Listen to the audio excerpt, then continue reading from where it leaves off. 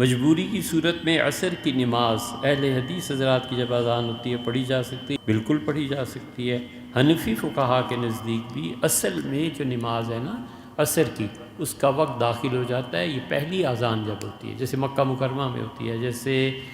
بعض جگہ جماعت اسلامی کے بڑے نیک لوگوں کو ہم نے دیکھا عصر جلدی پڑھتے ہوئے، اہل حدیث حضرات بھی اسی پہ پڑھ، یہی حنفی فقہا کا بھی فتویٰ۔ ہمارے امام محمد، امام ابو یوسف، امام طحاوی 3 حنفی، اور امام شافعی، احمد بن حنبل، مالک 6 کے 6 ائمہ کا قول یہ ہے